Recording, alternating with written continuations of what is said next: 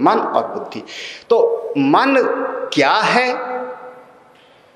ये मन काम कैसे कैसे करता है, और इस मन के भीतर न चाहते हुए भी निगेटिव थॉट्स कैसे आ जाते हैं, और बहुत बार होता है। इसीलिए एक बड़ा विभाग ही है मनोचिकित्सा का, और लगभग आपका जो है चिकित्सा विज्ञान तो इसको स्वीकार करता है कि ज़्यादातर बीमारियां मानसिक हैं, बहुत कम बीमारियां हैं जो शारीरिक हैं, बहुत कम है जो शारीरिक है, ज़्यादातर कहाँ से हैं, मानसिक हैं। उनका केंद्र वही है, मन गड़बड़ है इसलिए शरीर वैसा रिएक्ट कर रहा है, वैसा व्यवहार कर रहा है। आप सवेरे सोचना शुरू कर दो कि हाय दर्द हो रहा है, दोपहर के बाद ना दर्द होना शुरू हो जाए तो बताना आप, हाँ करके देख लो। हाँ, तो मन में निगेटिव थॉट्स क्यों आ जाता है, और जो निगेटिव चिंतन आ जाता है, निषेधात्मक चिंतन, फिर उसको हम कैसे ठीक करें, ये हमारे दर्शन के विषय है। हमारा विषय ये होता है, मन क्या है, मन काम कैसे करता है, मन में ना चाहते हुए भी निषेधात्मक विचार क्यों आ जाते हैं, और उनको ठीक कैसे करना है। आप लोग मन के फिर 3 पार्ट करेंगे, चेतन मन, अवचेतन मन, अचेतन मन। आप लोग ऐसा विचार करोगे, हम लोग उसको कहेंगे मन, बुद्धि, चित्त, और महर्षि अरविंदो ने 5 प्रकार से मन का विभाग किया, माइंड, सुपर माइंड, ऐसा करके वो 5 विभाग करते हैं।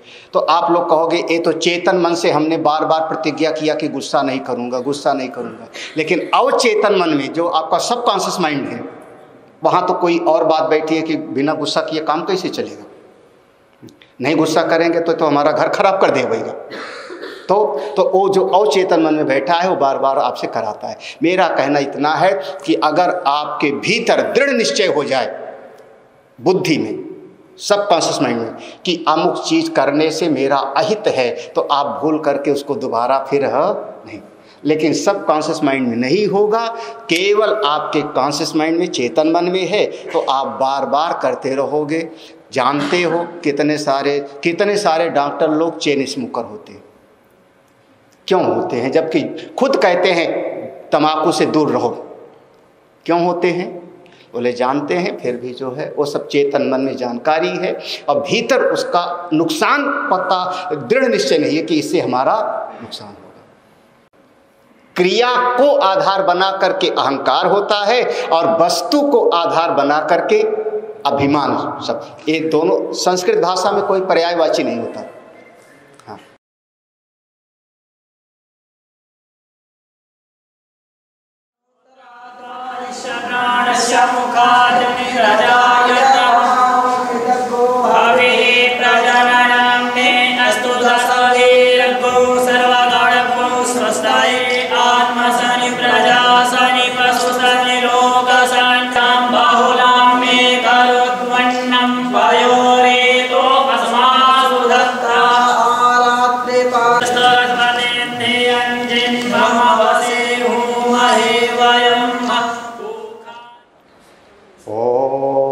सहना भवतु सहनो भुनक्तु सह वीर्यं करवावहै तेजस्विनावधीतमस्तु मा विद्विषावहै।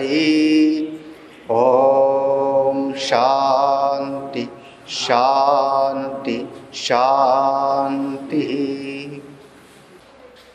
इस कार्यक्रम के सूत्रधार डॉक्टर मनीष मिश्रा जी और भी जितने डॉक्टर लोग आए हैं, सबका प्रयास और आश्रम के व्यवस्था में लगे हुए लोग सभी को साधुवाद, धन्यवाद। और जो भी आप लोग दूर दूर से आए हैं, पधारे हैं, थोड़ा तकलीफ भी उठा करके इस सर्दी में प्रभु की कृपा आपको मिले, मेरा आशीर्वाद है सभी को। आगे बढ़ो, खूब आगे बढ़ो। कुछ चीज़ें आज के विषय में 2-3 बातें जो है हम लोग आपस में चर्चा कर लेते हैं। क्योंकि आप सब लोग मेडिकल लाइन से जुड़े हुए हो, चिकित्सा विज्ञान में हो, और हम लोग जीवन की समस्या पर ध्यान देते हैं, आप लोग शरीर की समस्या पर ध्यान देते हो। चिकित्सा विज्ञान में हमारी दृष्टि में पूरा जीवन होता है। जो हमारे ऋषि लोग थे, उन ऋषियों का विचार सर्वांगीण विचार होता था। हमारा समाज ऋषियों से एक अपेक्षा करता था कि हम जब किसी संत के पास जाएं तो जो भी हमारी समस्या हो उसका समाधान संत बतावे। अब केवल दर्द की दवाई नहीं, उसका बच्चा कहना नहीं मानता, वो भी समाधान गुरुजी देवे। परिवार में कलह है, वो भी समाधान गुरुजी देवे। शरीर में कोई तकलीफ है, वो भी समाधान गुरुजी देवे। धन नहीं है तो उसका भी कोई उपाय गुरुजी देवे। सामाजिक प्रतिष्ठा में कोई समस्या है तो भी सर्वांगीण समाधान हमारे ऋषियों से समाज अपेक्षा करता था। तो ऋषियों की सोच एक दृष्टि पर नहीं थी, सर्वांगीण पर था पूरा का पूरा जीवन। तो हम लोग 2-3 बातों पर विचार करते हैं आज के दिन। जो हमारे मूल हैं ऋषि लोग, उनमें एक दर्शन है जिसका नाम है सांख्य दर्शन, जिसके प्रणेता ऋषि रहे हैं कपिल मुनि जी। और उनका दर्शन ये सारी सृष्टि का जो विचार की प्रक्रिया है, इस पर बहुत जोर दिया उन्होंने।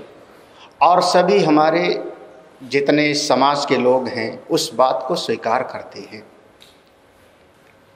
अपने भीतर एक विचार करके देखें, हमारे जीवन की मूलभूत इच्छा क्या है। ये पहला विषय है। सभी विचारक का, जितने दार्शनिक हैं सब विचार करते हैं, आप चाहते क्या हो। यहाँ से शुरू करेंगे। आपके भीतर की वास्तविक इच्छा क्या है। और जब इस पर समग्र रूप से चिंतन किया गया तो 2 बातें निकल करके आई कि पहली चीज तो हमारे भीतर ये इच्छा है कि हमको आत्यंतिक रूप से सुख की प्राप्ति हो। देखो, आत्यंतिक शब्द लगाएंगे, सुख की प्राप्ति तो हम चाहते हैं, लेकिन आत्यंतिक रूप से सुख की प्राप्ति हो। और दूसरी इच्छा हो जाएगी आत्यंतिक रूप से दुख की निवृत्ति हो। थोड़ा इस पर विचार करना, चिंतन करना।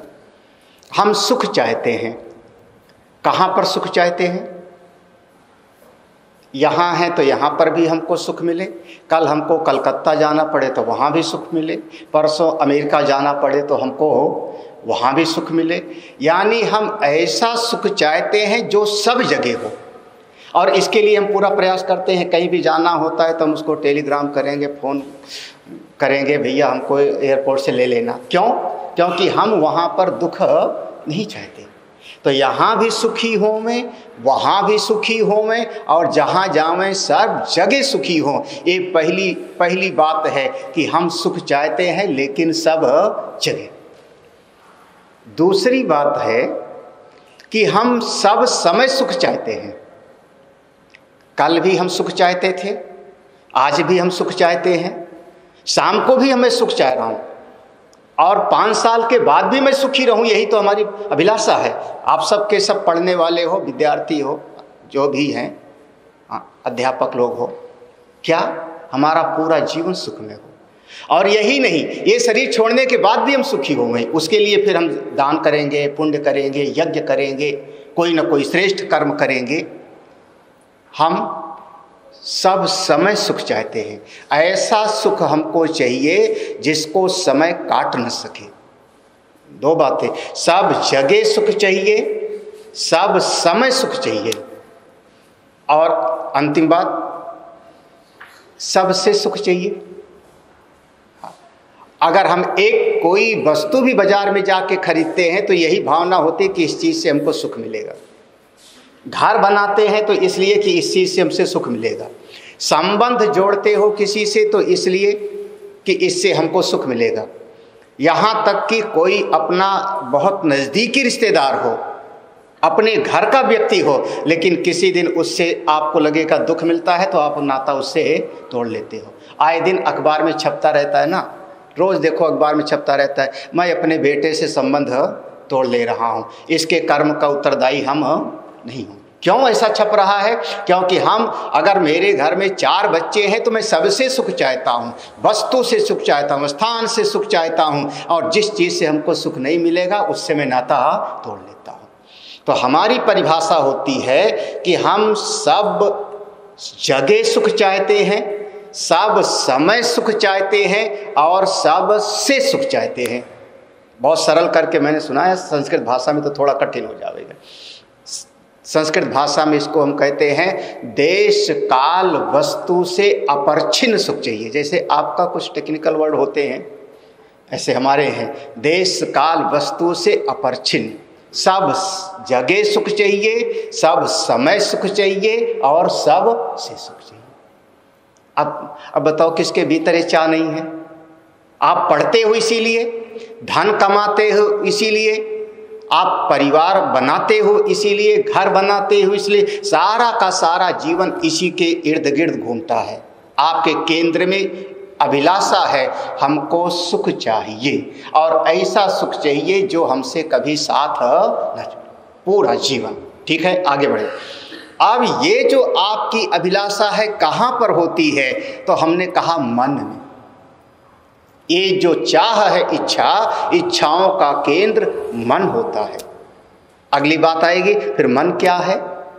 अब यहाँ पर आपका विज्ञान, आपका चिकित्सा विज्ञान आगे आएगा।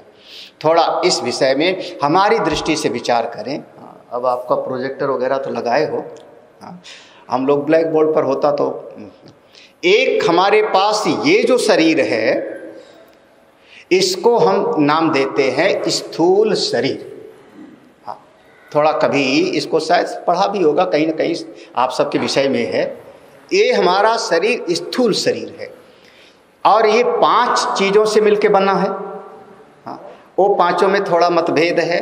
हम लोग कहते हैं पृथ्वी, जल, अग्नि, वायु और आकाश, ये 5 इसके एलिमेंट्स हैं। लेकिन जो हमारा कुछ बौद्ध दर्शन है, कुछ उसकी शाखाएं हैं, कुछ और हैं, वो उसमें लकड़ी और धातु ले आते हैं पता नहीं कहाँ से, जबकि हम लकड़ी और धातु को भी पृथ्वी तत्व में ही संभालेंगे, क्योंकि लकड़ी भी पैदा हुई कहाँ से? पृथ्वी से। धातु भी निकला कहाँ से? पृथ्वी से। लेकिन कुछ लोग ऐसा पाश्चात्य दर्शन के लोग मानते हैं। हम कहते हैं ये शरीर 5 तत्व से मिलके बना, पृथ्वी, जल, तेज, वायु और आकाश। जब ये शरीर बना तो इसमें 7 धातुएं बन गई। 7 धातुएं, ये सब आपका पढ़ा हुआ सब का सब।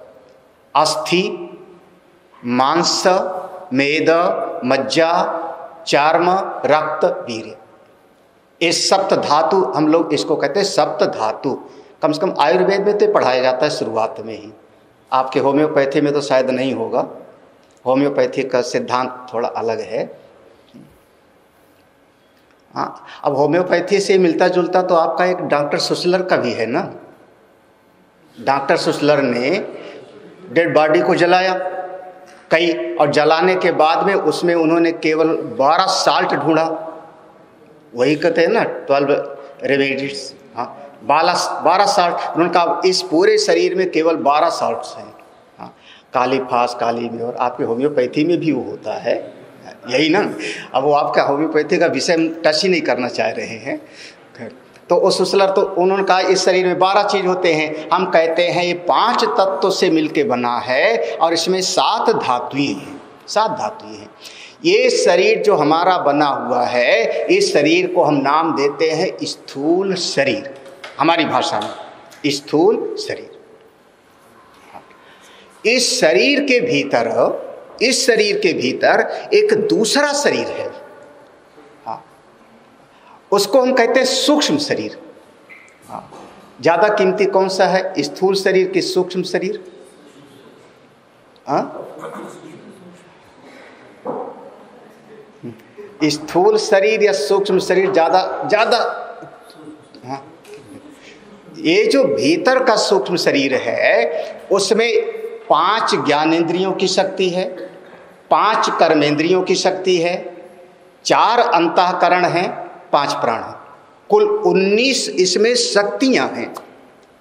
वैसे हम अगर सरल भाषा में कहें तो कोई कार है, उस कार का जो बाहरी रूप रंग है वो ज़्यादा अच्छा आप ध्यान दोगे कि इंजन पर ज़्यादा ध्यान दोगे?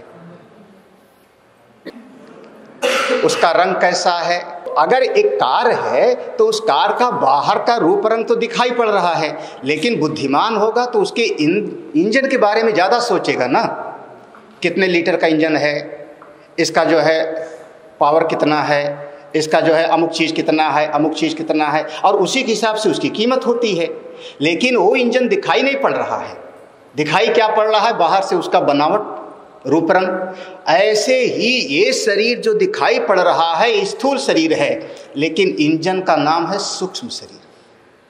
उसमें 5 ज्ञान के, अब ऐसे समझ लो सरल भाषा में, ये जो हाथ दिखाई पड़ रहा है स्थूल शरीर है। इस हाथ के भीतर जो कर्म करने की शक्ति है, इस हाथ को जो क्रिया कर सकता है, इसकी जो सामर्थ्य है वो इस स्थूल शरीर का नहीं है, वो सूक्ष्म शरीर की सामर्थ्य है। हो सकता है किसी का शरीर ऐसे हो, बिल्कुल ज्यों का त्यों ऐसे मोटा तगड़ा है शरीर, लेकिन उसके भीतर शक्ति नहीं है, तो आप कह दोगे पोलियो हो गया है या कोई ना कोई लकवा मार गया है। क्या हुआ, कहाँ गड़बड़ी हो गई है?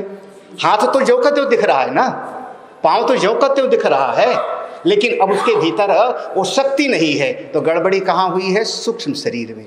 तो सूक्ष्म शरीर में 5 ज्ञान की इंद्रियों की शक्ति है, 5 कर्म की इंद्रियों की शक्ति है। अब नेत्र है हमारे पास में, देखो 5 ज्ञान की इंद्रियां हो गई, आँख जिससे हम देखते हैं, और लगभग आप विचार करोगे तो ये गर्दन के ऊपर 5 ज्ञान की इंद्रियां हम मानते हैं, गर्दन के ऊपर। हाँ, क्योंकि आँख से आप देखते हो, कान से सुनते हो, जिह्वा से स्वाद लेते हो, नासिका से सुगंध और दुर्गंध, और सर्दी गर्मी को महसूस करते हो। ये 5 ज्ञान की इंद्रियां आपकी हैं, और कोई छठा विषय नहीं है। 5 ही आपके पास ज्ञान की इंद्री है, और 5 ही क्रिया करने की इंद्री है, और ये सारी शक्तियां जिसके भीतर हैं। अब ऐसा आप समझ सकते, स्थूल शरीर, इसके भीतर ये 5 ज्ञान की इंद्री, 10 कर्म की इंद्री, सूक्ष्म शरीर। हाँ, अब यही और एक जो अब सूक्ष्म शरीर का पार्ट्स हुआ, इसके भीतर अब आपके पास में 4 चीज और आती हैं, जो हम इसको अंतःकरण बोलते हैं। अंदर की मशीन, अंतः भीतर की, करण माने मशीन, अंतःकरण मन, बुद्धि, चित्त और अहंकार, ये 4 चीजें भीतर हैं। आप अब कैसे इसको आप लोग विचार करते हो? हमारे विचारधारा में, जैसे आपने किसी मरीज को बोला कि हाथ उठाओ या खांसो, आपने ऐसा मरीज को बोला, तो मरीज ने शब्द सुना ना, केवल शब्द सुना कि आप हाथ उठाओ या खांसो या लंबी श्वास लो, उसने तो शब्द सुना, उसके कान ठीक थे तो शब्द सुना उसने, इतना ही तो। लेकिन अब वो शब्द को जो उसके कान में सुनने की शक्ति है, कौन है? सूक्ष्म शरीर वाला ज्ञानेंद्री। उसने सुना, और वो सुन करके ले जा करके उसको भेजा कहाँ पर? मन के भीतर, कि हमको डॉक्टर ने ये शब्द बोला कि लंबी श्वास लो। देखो अभी 3 शब्द सुना, लंबी श्वास लो, गहरी श्वास लो। अब बुद्धि, आपके मन के भीतर बुद्धि है, बुद्धि अब उसका विश्लेषण करेगी। आपका पूरा का पूरा कंप्यूटर के हिसाब से विचार करिए, बुद्धि विश्लेषण करेगी। ये जो 3 शब्द हमने सुना, इसका अर्थ क्या है? हाँ, आपने कहा लंबी,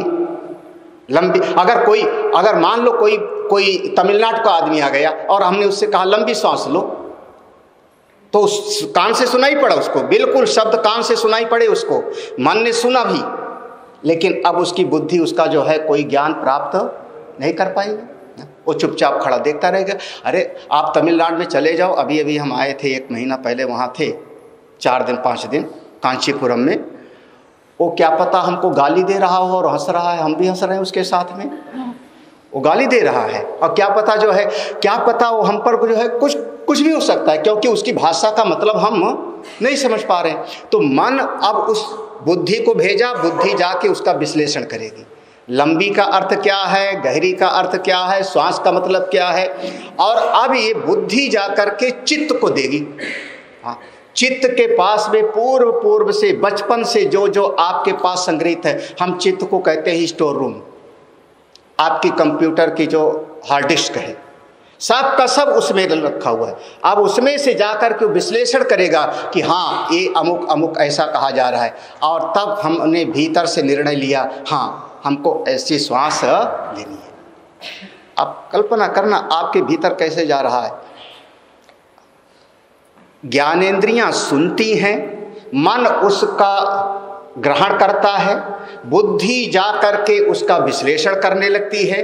बुद्धि विश्लेषण करेगी चित्त की यादाश्त के आधार पर, चित्त की यादाश्त के आधार पर। जैसे बहुत सारे शब्द हम बोल दें हिंदी में, आप नहीं अर्थ समझ पाओगे, क्योंकि शायद उसका अर्थ आपने कभी बचपन, जैसे एक फल होता है काफल, काफल सुना है किसी ने?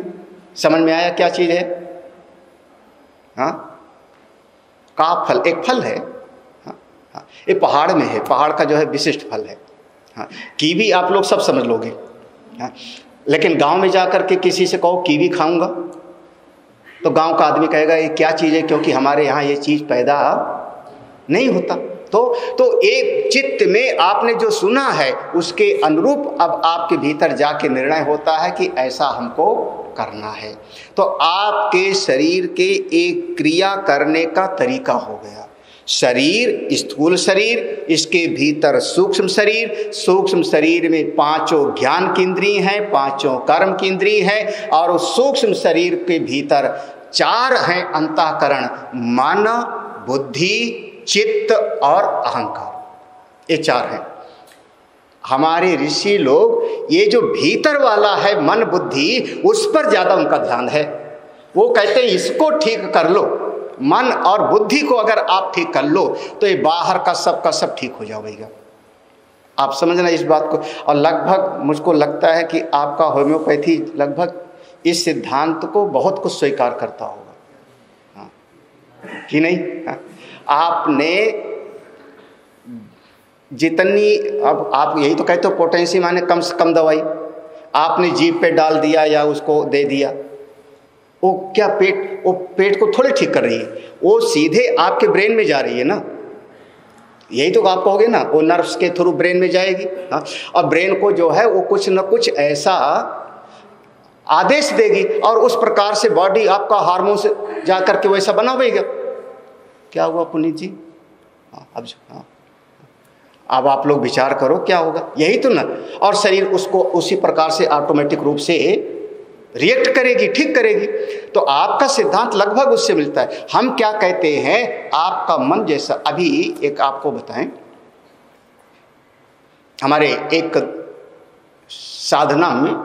साधना में एक प्रक्रिया है। क्या प्रक्रिया है? ये बड़े बड़े ऋषियों की बात है कि वो पूरा बर्फ में बिठा देते हैं। हाँ, और केवल एक लंगोटी लगा करके, कपड़े उतार करके बर्फ में बिठा देंगे चारों तरफ से, और कह देंगे भीतर से आप महसूस करो, इतना ऐसा महसूस करो कि गर्मी लग रही है, आपके शरीर से पसीना निकलना चाहिए।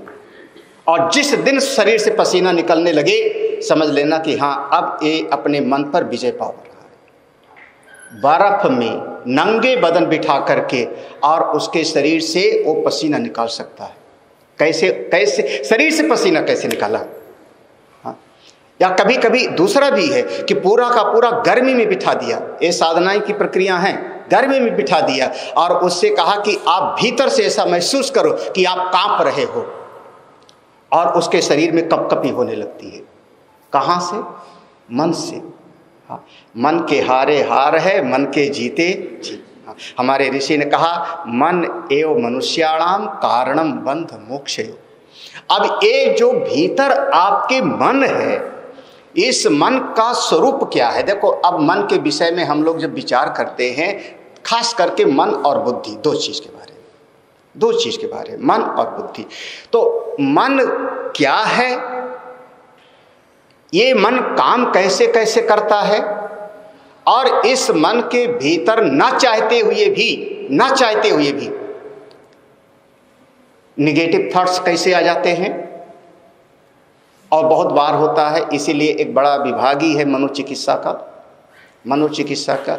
और लगभग आपका जो है चिकित्सा विज्ञान तो इसको स्वीकार करता है कि ज़्यादातर बीमारियां मानसिक हैं, बहुत कम बीमारियां हैं जो शारीरिक हैं, बहुत कम है जो शारीरिक है, ज़्यादातर कहाँ से हैं, मानसिक हैं। उनका केंद्र वही है, मन गड़बड़ है इसलिए शरीर वैसा रिएक्ट कर रहा है, वैसा व्यवहार कर रहा है।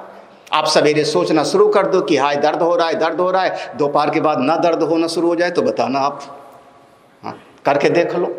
हाँ तो मन में निगेटिव थॉट्स क्यों आ जाता है, और जो निगेटिव चिंतन आ जाता है, निषेधात्मक चिंतन, फिर उसको हम कैसे ठीक करें, ये हमारे दर्शन के विषय है। हमारा विषय ये होता है मन क्या है, मन काम कैसे करता है, मन में ना चाहते हुए भी निषेधात्मक विचार क्यों आ जाते हैं, और उनको ठीक कैसे करना है। अब आप लोग भी ऐसे करते हो ना, शरीर क्या है, क्यों बीमारी का स्वरूप क्या है, और मेरे ख्याल में सबसे ज़्यादा होम्योपैथी वाले ही पूछते हैं। हाँ एलोपैथी वाला नहीं पूछेगा, वो तो सिर झुकाए, मरीज ने कहा पेट में दर्द हो रहा है, एक कैप्सूल और खा लेना बस, हाँ अमुक हो रहा है, एक भाप ले लेना, यही ना ज़्यादातर प्रिस्क्रिप्शन में 4 टेबलेट बढ़ा देंगे, और नहीं समझ में आया तो अमुक टेस्ट करा के आना। ये सब का सब जो है आजकल ऐसा चलता रहता है। लेकिन होम्योपैथी वाले तो पूछ के जो है, मरीज तो मेरे ख्याल में बता के घबरा जाता है। तुम्हारे नाना को तो नहीं था आर्थराइटिस, नानी को तो नहीं था, हाँ दादा दादी को पूछते हैं कि नहीं ये सब, हाँ मतलब पूरी हिस्ट्री आप ढूंढोगे ना, तो ऐसे हम लोग इस मन की पूरी हिस्ट्री ढूंढते हैं। आप लोग बार बार कह देते हो आज मेरा मूड ठीक नहीं है, आज मेरा मन ठीक नहीं है।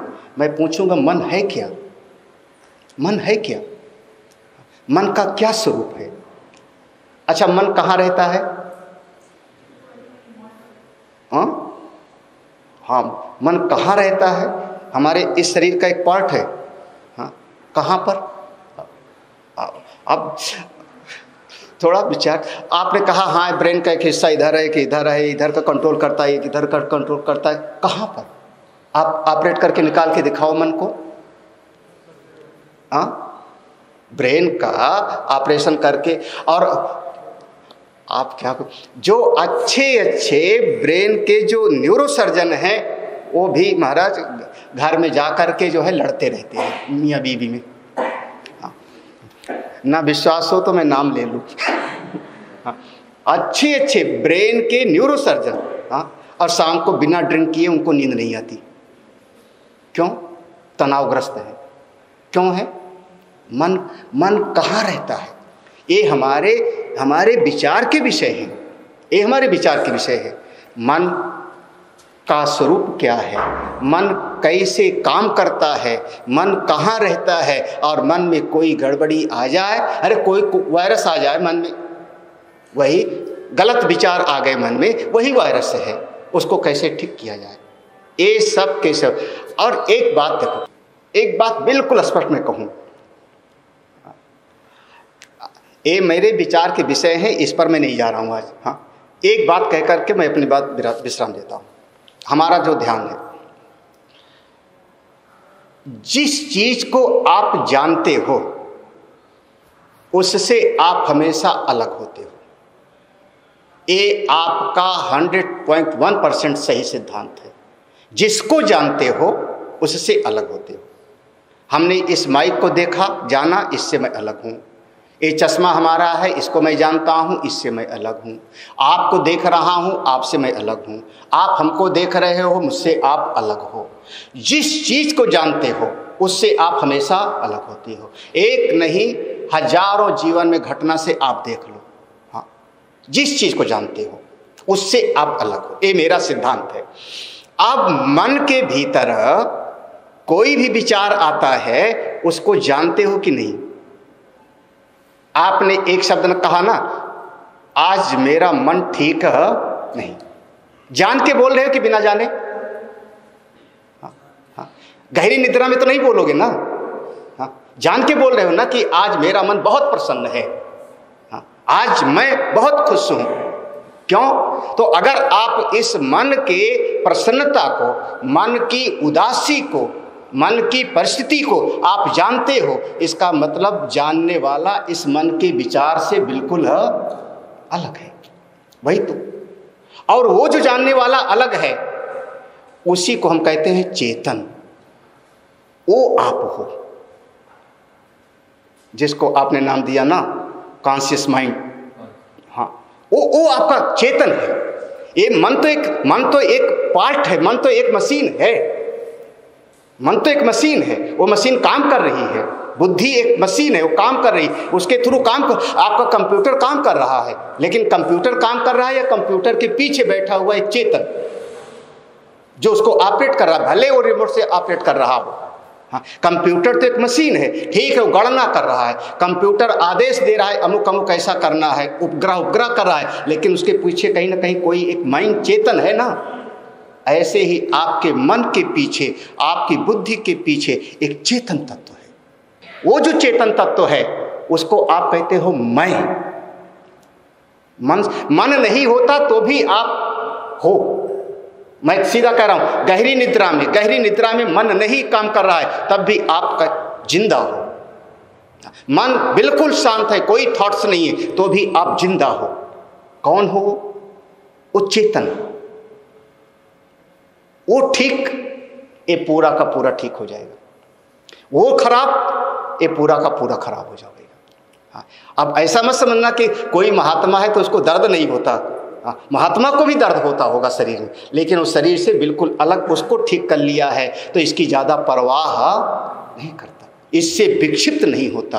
तो वो जो कॉन्शियस, वो जो चेतन है, वो चेतन प्लस मन, इसके बाद फिर आपका सारा व्यवहार होता है। अब जैसे आपने कोई बात हो गई, आपने मन में कोई इच्छा थी और उस इच्छा को आपने पूरी कर लिया, तो आपने कहा हो देखो मैंने ऐसा कर लिया, तो मन को तो किनारे हो गया उस समय तो काम करके। कौन है कह रहा है? वो चेतन। उस चेतन का ज्ञान प्राप्त कराना, उस चेतन को समझना, यही दर्शन का मूल विषय है। हमारी भाषा, मैं सीधा कह रहा हूं, जो आपके भीतर इच्छाएं कामनाएं हैं वो मन नहीं कर रहा है। मन एक मशीन मात्र है, मन के द्वारा इच्छाओं का करने वाला भीतर का वो है। भाई देखो, सीधा सीधा कह रहा हूं, हमने मन में किया कि हाँ हाथ उठाऊं, उंगली उठाऊं, किसने किया? मैंने चाहा ना कि इस उंगली को उठाऊं। हाँ, फिर हमने भीतर से कहीं ना कहीं अपने मन को आदेश दिया उंगली उठाओ। क्यों मन को आदेश दिया उंगली उठाओ? क्योंकि हमारी बुद्धि में कहीं निर्णय होगा कि हमको उंगली उठाएंगे तो हमको खुशी मिलेगी, अच्छा लगेगा। हाँ, अब फिर हमने अपनी इस उंगली को उठाया, इस हाथ को उठाया, पाँव को उठाया, वहाँ जा कर के चले गए। और वो भीतर जो है, जो मूल प्रेरक है, वो कौन है उसको जानो, कभी कभी उसका भी विचार कर लो। इसको हम कहते हैं वह जो चेतन है वो कौन है। उसको ठीक करना दर्शन का विषय है, दर्शन शास्त्र उसको ठीक करता है। बाकी आप लोग खूब अच्छी तरह से स्वाध्याय करो, थोड़ा बहुत दर्शन को समझो। मैं एक बात आपको अभी कह दूं, हमारे अध्यात्म के मार्ग में सबसे ज़्यादा डॉक्टर और इंजीनियर हैं। डॉक्टर और इंजीनियर अध्यात्म में बहुत हैं, और वकील और पुलिस वाले बहुत कम हैं। वो ढूंढने जाओ तो कहीं मुश्किल से मिलते हैं, क्योंकि वकील और पुलिस वालों की दृष्टि यही होती है कि सब पर वो शंका की दृष्टि से देखेंगे।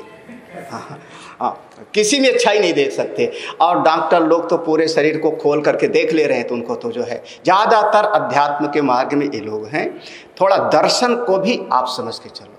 बहुत बार आपके सामने मरीज आएगा तो मरीज तो चिल्ला रहा है कि हाँ पेट में दर्द है या पाँव में दर्द है, आप उसके मन को आप समझ लो, थोड़ा मुस्कुरा के बात करो, देखो आपकी दवाई उसको काम कर जाएगी। हाँ, आपके साथ अगर उसका एक मानसिक भाव जुड़ गया, आप पर उसका एक विश्वास जुड़ गया, तो आप जो भी दवाई दे दोगे उसको, वो दवा उसको काम कर जाएगी। और अगर आपके मन के साथ उसका भाव नहीं जुड़ा, तो आप बढ़िया से बढ़िया आप पूरा का पूरा रिसर्च करके दवा दो, फिर वो उसको फायदा नहीं करेगी। जो कहानी बड़ी बढ़िया है, तो इसलिए बस मेरा इतना कहना है, ये समझो, ये मेरा सीधा बात है कि हमारे भीतर दो ही इच्छा होती है, हमको हमेशा सुख मिले और हमको दुख कभी प्राप्त न। बस इसी के लिए सारा प्रयास है। और हमारे पास में इसके लिए शरीर है, स्थूल शरीर, इसके भीतर सूक्ष्म शरीर, सूक्ष्म शरीर में 10 शक्तियां हैं, 5 ज्ञान की और 5 कर्म की, वो शक्तियां हैं। उनके भीतर 4 अंतःकरण हैं जो उनको जो है गाइड करते हैं। और उस अंतःकरण में जो मन बुद्धि है, उस मन बुद्धि की वृत्ति के भी भीतर, मन बुद्धि को मैं कह रहा हूं जड़ है, चेतन नहीं है। जैसे पंखा है, पंखा जड़ है और उसमें जब गति दिखाई पड़ती है तो बिजली के कारण, उसी प्रकार से मन बुद्धि जड़ है, उसमें जो चेतनता आ रही है वो चेतनता भीतर से आ रही है, उसको हम पुरुष कहते हैं, जीव कहते हैं। जीवात्मा आप सुना है, जीव है, मैं हूँ, उसको ठीक कर ले, सब ठीक हो जाता है।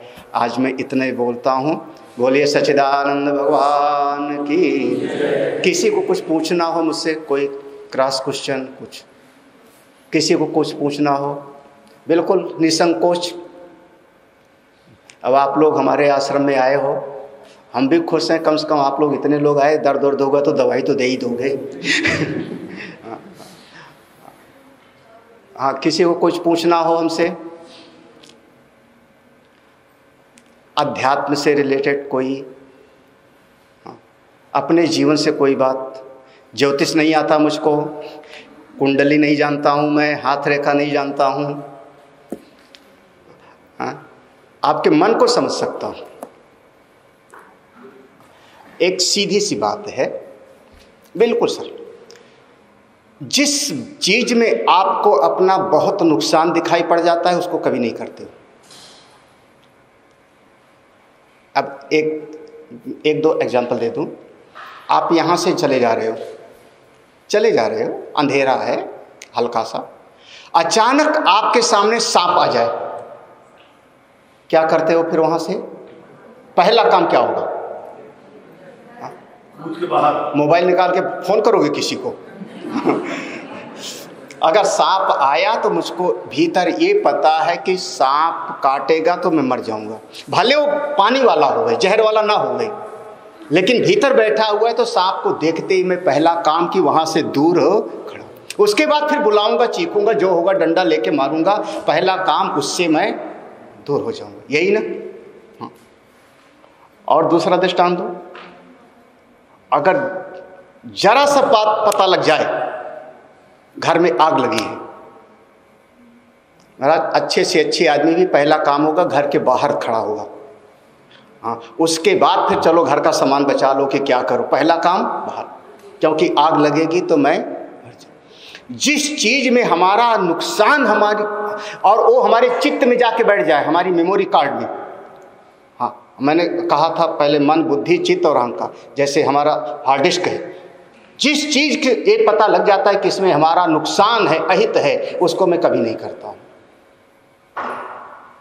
अभी जैसे कामना, क्रोध, लोभ, मोह, गुस्सा समझ लो, क्रोध है, इस क्रोध से हमारा नुकसान होगा, ये बात हमारे भीतर बहुत गहरे से बैठी ही नहीं। अब चूंकि बहुत गहरे से नहीं बैठी है तो हम उसको अब इसमें जो है आप लोग मन के फिर 3 पार्ट करेंगे, चेतन मन, अवचेतन मन, अचेतन मन। आप लोग ऐसा विचार करोगे, हम लोग उसको कहेंगे मन, बुद्धि, चित्त। और महर्षि अरविंदो ने 5 प्रकार से मन का विभाग किया, माइंड, सुपर माइंड, ऐसा करके वो 5 विभाग करते हैं। तो आप लोग कहोगे ये तो चेतन मन से हमने बार बार प्रतिज्ञा किया कि गुस्सा नहीं करूंगा, गुस्सा नहीं करूंगा, लेकिन अवचेतन मन में जो आपका सबकॉन्शियस माइंड है, वहां तो कोई और बात बैठी है कि बिना गुस्सा किए काम कैसे चलेगा। नहीं गुस्सा करेंगे तो हमारा घर खराब कर देगा। तो वो जो अवचेतन मन में बैठा है वो बार बार आपसे कराता है। मेरा कहना इतना है कि अगर आपके भीतर दृढ़ निश्चय हो जाए बुद्धि में, सबकॉन्शियस माइंड में, कि अमुक चीज करने से मेरा अहित है, तो आप भूल करके उसको दोबारा फिर नहीं। लेकिन सबकॉन्शियस माइंड में नहीं होगा, केवल आपके कॉन्शियस माइंड में, चेतन मन में है, तो आप बार बार करते रहोगे। जानते हो कितने सारे डॉक्टर लोग चेन स्मोकर होते हैं। क्यों होते हैं? जबकि खुद कहते हैं तंबाकू से दूर रहो। क्यों होते हैं? बोले जानते हैं, फिर भी जो है वो सब चेतन मन में जानकारी है और भीतर उसका नुकसान पता, दृढ़ निश्चय नहीं है कि इससे हमारा नुकसान होगा। आज एक बार ये दृढ़ निश्चय हो जाए, हम करें दृढ़ निश्चय पक्का कि अमुक चीज से हमारा अहित होगा, फिर उस चीज को आदमी दोबारा कभी नहीं करता है। कभी नोट फाड़ा आपने? कागज फाड़ा होगा, नोट भी कागज है ना, फाड़ के दिखाओ। 1000 की 2000 की नोट क्यों नहीं फाड़ते? अच्छा गुस्से में फाड़ दो। महाराज कोई नहीं करेगा, क्यों? किसी को कुछ और अहंकार के बारे में, चेतन मन में उसका अहंकार आता है, उसके बारे में। हाँ, अहंकार का 2 स्वरूप है। देखो, अहंकार को 2 स्वरूप में हम अलग अलग करते हैं। एक उसका व्यवहारिक स्वरूप, जैसे आप पानी का 2 स्वरूप है, एक बर्फ भी पानी है और जल भी पानी, दोनों ही पानी है ना, बर्फ भी है और जल भी, भाप वो भी पानी। ऐसे ही अहंकार को 2 भाव में हम व्यक्त करते हैं। जब व्यवहार में हम कहते हैं अहंकार मत करो, तो ईगो को कह रहे हैं। हाँ, जो आपके भीतर एक विशेष भाव हो गया कि ये मैंने कर दिया है, उसको ऐसा मैं कर दूंगा, उस जो ईगो है उसको अहंकार शब्द से बोलते हैं। जब हम ये अंतःकरण वाले मन, बुद्धि, चित्त और अहंकार की बात कर रहे हैं, तो वहां पर अहंकार उसका सूक्ष्म रूप जाता है। अहम वृत्ति, मैं हूं। देखो, मैं हूं, ये सबका अनुभव हो रहा है कि नहीं? मैं को ही हम संस्कृत भाषा में कहते हैं अहम। मैं हूं, अरे मैं जिंदा हूं, मैं इस समय बोल रहा हूं या मैं सुन रहा हूं, ये अहम है। लेकिन मैं उसका सत्यानाश कर दूंगा, ये क्या हो गया? अब अहंकार हो गया। तो ये अहंकार शब्द जब हम प्रयोग करते हैं तो इसको एक व्यवहार में निषेधात्मक स्वरूप होता है, और दूसरा अपने भीतर उसकी पहचान अहम वृत्ति से होती है। तो ये जो अहम मैं हूं, इसका कभी कोई मिटा नहीं सकता। ये तो आप जब तक हो तब तक हो, लेकिन दूसरा वाला स्वरूप को हम मिटाएंगे। अरे भैया, हम कहते हैं अहंकार मत करो, अहंकार तो रावण का भी इस जगत में टिका। हम लोग कौन सी खेत की मूली हैं? तो अहंकार को ये बाहर ज्यादातर अपने कर्म को लेके अहंकार होता है। कर्म को लेकर के हमने ऐसा कर लिया है और हम ऐसा कर लेंगे, इसको इसी का नाम हम कहते हैं अहंकार। और अभिमान, देखो 2 शब्द है, अहंकार और अभिमान। अभिमान हम उसका करते हैं जो चीज आपके पास में है। हमारे पास इतनी बढ़िया गाड़ी है, हमारे पास अमुक चीज है, हमारे पास इतना धन है। तो जब आप किसी वस्तु को अपनी मान करके भीतर एक गौरवान्वित महसूस करते हो, तो उसको हम कहते हैं अभिमान। और जब अपने कुछ क्रिया को अपनी मान करके, अपने शरीर से कुछ किया आपने और उसको अपना मान करके दूसरे को नीचा दिखाते हो, तो उसको हम कहते हैं अहंकार। क्रिया को आधार बना करके अहंकार होता है और वस्तु को आधार बना करके अभिमान। सब ये दोनों संस्कृत भाषा में कोई पर्यायवाची नहीं होता। अरे भाई, बहुत बार किसी के पास में अगर कोई बढ़िया कपड़ा है तो उसी का अभिमान हो जाता, मैं ऐसा बढ़िया सूट पहन के आया। क्या हुआ? ये अहंकार नहीं, ये अभिमान। और उसको मैंने ऐसा मंत्र बताया कि उसकी सारी समस्या दूर हो गई। किसी महात्मा ने बोला, अरे तू समझता नहीं, जा मैं ऐसा मंत्र पढ़ूंगा तेरा सत्यानाश हो जाएगा। ये क्या है? ये अभिमान नहीं, ये अहंकार, क्रिया को लेकर के। और कुछ किसी को बस ओम पूर्णमदः पूर्णमिदं पूर्णात् पूर्णमुदच्यते मुदच्यते पूर्णस्य पूर्णमादाय पूर्णमेवावशिष्यते। ओम शांति शांति शांति। हरि ओम। श्री गुरुभ्यो नमः। हरि ओम। खूब अच्छा स्वाध्याय करिए, खूब आगे बढ़िए, बहुत गहराई तक जाइए। जिस चीज़ को बहुत ऊपर ऊपर नहीं, बहुत ऊपर ऊपर तो जो है आपके गली गली में डॉक्टर, आप लोग उनको नाम दोगे झोला छाप डॉक्टर, यही तो कहोगे। हाँ, वो एक जड़ी बूटी है, उसी से सब बीमारी का इलाज कर देता है वो। हाँ? जितनी गहराई में जाओगे, जितने ज़्यादा आप स्वाध्याय में लगोगे, पढ़ोगे, मेहनत करोगे, उतने फिर आँखों वाला आई स्पेशलिस्ट अलग है, हाँ, आर्थो वाला अलग है, अमुक वाला अलग है, फिर उसके बाद तो MBBS MD, फिर DM भी, फिर उसके बाद और तो जितना आप गहन ज्ञान प्राप्त करो, बहुत ऊपर ऊपर नहीं, केवल थोड़ा तो बहुत ज्ञान प्राप्त कर लिया, कुछ पैसा कमाने लगे तो उससे जो है जीवन नहीं चलता आगे, बहुत आगे नहीं बढ़ पाओगे। हाँ, अगर आप आगे बढ़ना चाहते हो, बहुत पैसे पर दृष्टि मत रखो। मेरा एक कहना, पैसे पर दृष्टि मत रखो, आप अपने ज्ञान पर, अपनी बुद्धि पर, अपनी सेवा पर दृष्टि रखो। पैसा तो आपके पीछे पीछे आएगा।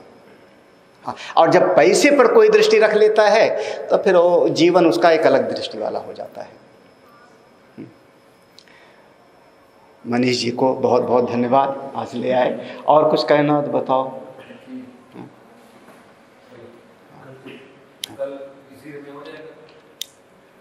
कल भी जैसा आप लोगों को अच्छा लगे। अभी हमने मन और बुद्धि के विषय में मैंने बोला नहीं, मैंने केवल इस थोड़ा सा कुछ चीज़ें बताई कि हमारे दर्शन में ऐसा ऐसा है।